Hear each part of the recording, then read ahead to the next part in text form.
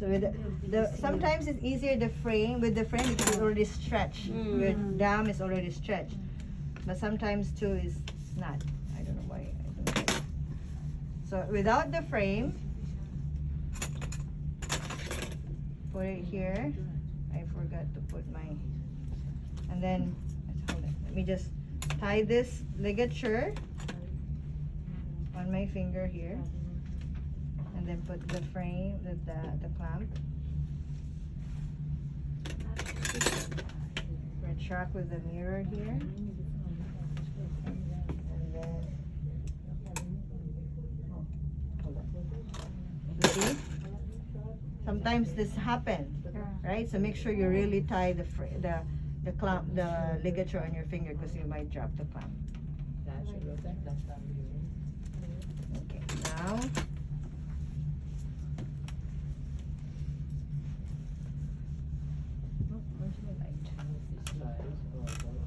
I can use my finger to retract.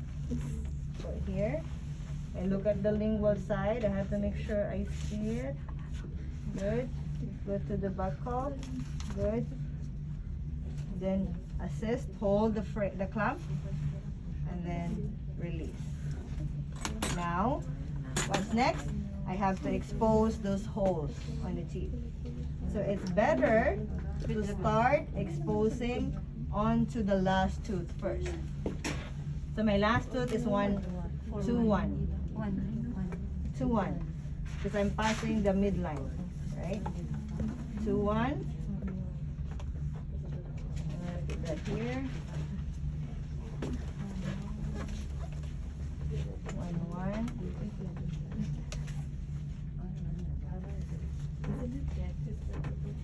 Yeah, that is supposed to do this. Dentist ang Can dentists do this? Yeah. They can. At ang lamig.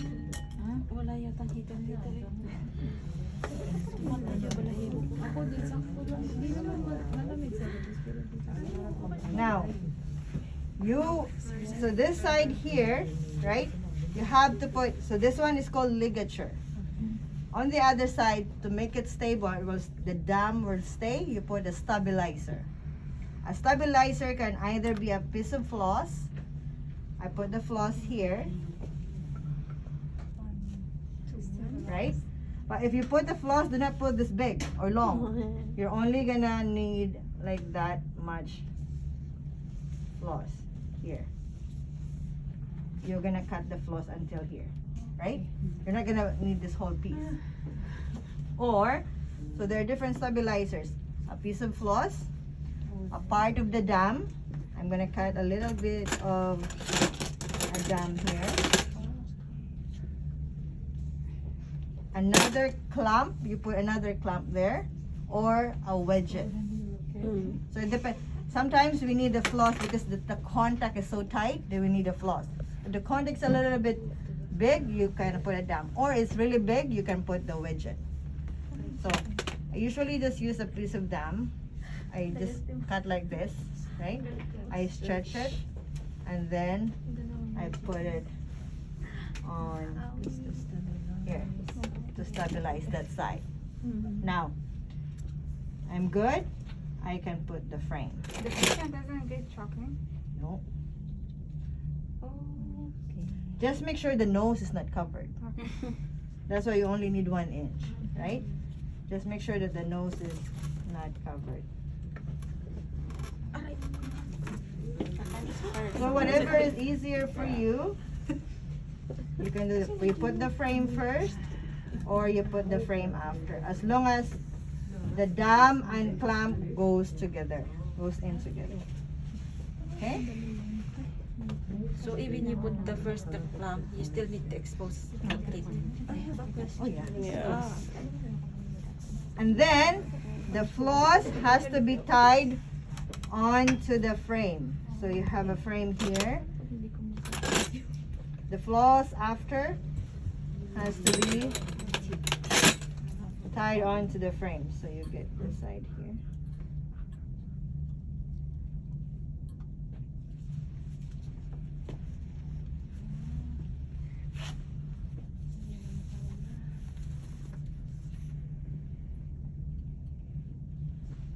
Okay? And then the floss this side, you have to make sure you push it all the way to the side. So you're not distracting the dentist when you're working, because if the dentist is drilling, then your floss is here, Yeah. might drill into the floss and then, you know, goes to the burr and then, you know what I mean? So always on the side and tight onto the frame. Now, what we're gonna do, the last step is we have to make sure that all the septum, what do you mean by the septum? The septum is the part of the dam that goes in between the teeth. We call it septum. Make sure that the septum all goes all the way down to the gingiva. You can either floss it, right? Floss in between the teeth, just to make sure that the dam really goes down, right? And then the last step is to invert the dam. What do you mean by invert the dam or inversion? The last step of putting the dam is inversion. Inversion means you have to make sure that the whole crown is exposed, right? The crown is exposed. So, like if you look at here, some of the crown, the whole crown is not exposed. So you're gonna invert it. So you're gonna, okay. No, so you either use the ball or you can use this one. Just make sure you're exposing the dam. So you kind of like move it to the gum area, right? This was what the patient had gingivitis diagnosis and have inflammation or pain. Very good question. Let me explain it later on. Hold on. So you always expose not just the not just the lingual or the buccal side, but both sides. You have to make sure all the crowns are exposed. Okay, now remember the wing, we put it under the dam. Now we have to expose the wing. So see here, the wings is inside still. Excuse me. You have to make sure that you expose the wings. The wings here is not. You have to make sure you expose the wings. Right? Easy, no? So this whole procedure, Melanie and Denzel, what is it called? What is the last step of putting a dental dam? Or you can use an air water surge, but it's more difficult. It takes long. So I'd rather just use the tip of this to invert, expose the crown, right? And forget the lingual. Now, this is the complete isolation. If you only do multiple, then you're only gonna expose until 4 teeth. You're only gonna expose that, and then you put the stabilizer on the last tooth. Understand?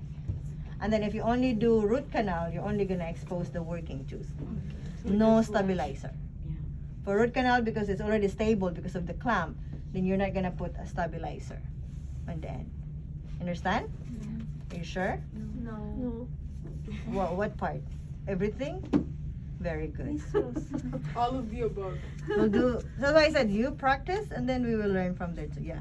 Now, yeah, What if the restoration is done on the last molar? very Where good should we question. put the Okay. clamp? Hold on, let me just